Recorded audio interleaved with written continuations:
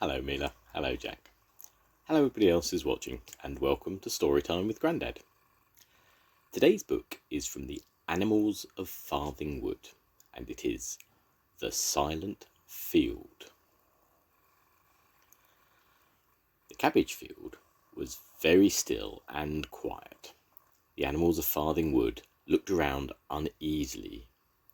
"We're safe here anyway," said Badger. No one answered.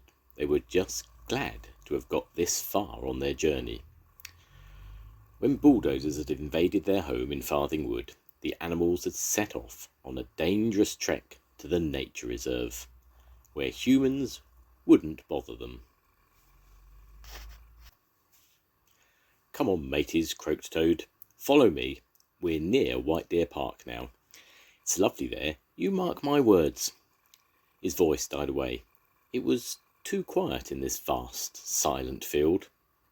"Tra-la-la!" sang out Weasel suddenly, making everyone jump. "We need a marching song. Something to cheer us up. Tra-la!" Hare pounced on Weasel and clamped her mouth shut with his paws. "Humph," said Weasel indignantly. She shook Hare off. "What's wrong with a good old sing-song, I'd like to know?" "It's too noisy, that's what's wrong," said Hare sternly. "I'm sure you could be heard from miles away." Fox had moved on with Toad. He looked back at the group of animals behind him. "Why have you stopped, Badger?" he called to his friend. "There's something strange about this field," Badger replied. "I'm worried." "Well, I'm not worried," said Mole. "I'm hungry." We are too," cheeped the shrews and voles. "We want supper." "We'll be all right, won't we?" said Mother Rabbit. "These cabbages look—" She hopped up to one and sniffed it. Then she opened her mouth to take a hungry bite. "Stop!" yelled Fox suddenly. "There's something wrong. Can't you smell it?" "I don't care about smells," said Father Rabbit. "If I don't eat soon, I'll die." "Fox is right," said Toad. "Haven't you noticed? There are no animals in this field at all. Not even caterpillars, and they love cabbages." Owl hovered overhead. "Beware, beware," she hooted. "Danger is all around you. I've seen drums of poison on the farm. Poison is in the air and on the ground and on the cabbages." "You mean the humans have poisoned their own food?" said Vixen. "They must be mad." "We must move on," said Fox. The shrews and voles were very tired. "It's not fair. We've got rights too," they grumbled, but they scampered after Fox. "Look, trees," said Squirrel suddenly. The animals had come to an orchard. Big red apples hung from the branches of every tree. Juicy," said Squirrel, bounding up the nearest trunk. "I wouldn't eat them if I was you," said Owl. "They might be poisoned too." For a moment they were all silent. Then Owl spoke. "Well, Fox, what are we going to do?" "What can you see, Kestrel?" asked Fox. "Kee! Only fields," called Kestrel. "But there's a town a long way off." "Then I'll go and scavenge," said Fox. "While we go hungry, I suppose," squeaked an angry shrew. "Vixen, Owl, and Whistler, come with me," said Fox. "We'll bring back food for everyone. Put in your orders now." Owl led the way. It was very dark by now. Fox and Vixen slipped like shadows through the streets. Fox stopped outside a restaurant. "I smell food," he said. Fox and Vixen slipped down a side alley next to the restaurant, while Owl and Whistler rummaged through an upturned dustbin. Whistler found a fish and swallowed it. "It tastes a bit odd, but it's fish all right," he said cheerfully. Back in the field, the smaller animals were trying to sleep. "What's that Thunder, I heard? Asked a vole, jumping nervously. No, only my tummy complaining, said Mole. Adder looked at Mole and licked her lips. You're so deliciously plump, she hissed. You can't eat me, squeaked Mole. Remember your promise. Suddenly, Whistler landed, dropping a pile of food. Meat, cackled Weasel, as she quickly grabbed a bite.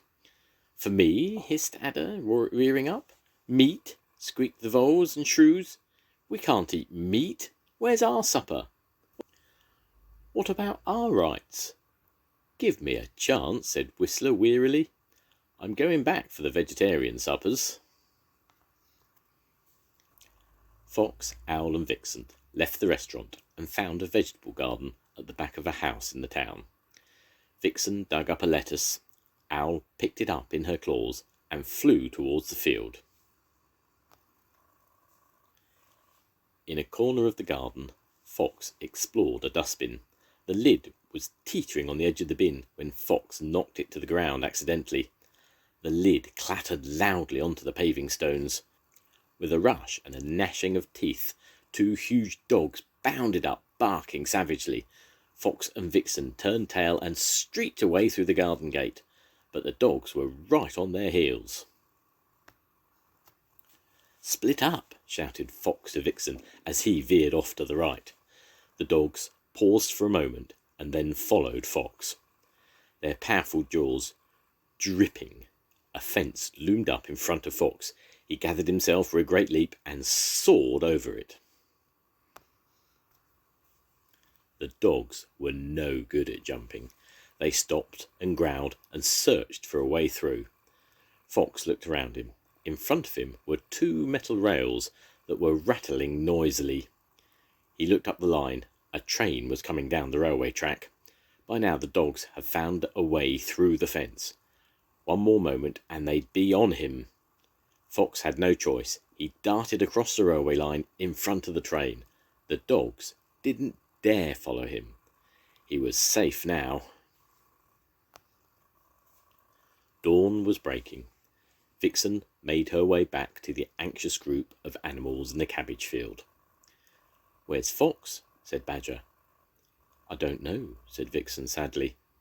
She told him what had happened. He'll come back, said Badger, trying to comfort her. He always does. Now, come along everyone. We must get moving. The animals hopped along through the endless rows of cabbages. Suddenly, a butterfly flitted past Father Rabbit's nose. He sniffed it, then sniffed longingly at a cabbage too. These cabbages smell all right to me, he said. This butterfly is scrumptious, said Adder, snapping it up. Father Rabbit opened his mouth to eat. We must leave here quickly, said Fox, running up. Oh, Fox, you're safe, said Vixen, and she nuzzled him happily. Listen, everyone, said Fox urgently. There's a tractor coming, and it's spraying poison. Run away, squealed Weasel, sprinting off in a panic. Come back, Weasel, said Fox. We must stick together. We can't all run fast enough to beat the tractor. Our only hope is to go back to the parts of the field that haven't been poisoned already.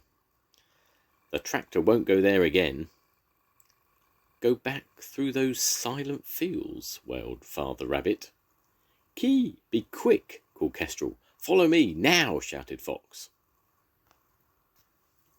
The tractor was very close now, and the poisonous mist was rapidly covering the field. A butterfly got caught in the spray and fell dead at once. The animals ran as fast as they could, but Father Rabbit tripped. The tractor roared up behind him. He couldn't run away in time. I've been sprayed, he squealed, staggering after the others. He reached them and collapsed. Don't panic, whimpered Mother Rabbit. My poor husband. We'll soon be fine, unless he dies of fright, said Fox. One spray of poison isn't enough to hurt a rabbit, but it will cause harm if you eat the crops. Fox and Badger looked at each other over the heads of the other weary animals. What now, Fox? Said Badger quietly. We can't go all the way back through those awful fields, said Mother Rabbit. I'll never survive, said Adder. Aha, good thing if you didn't, laughed Weasel.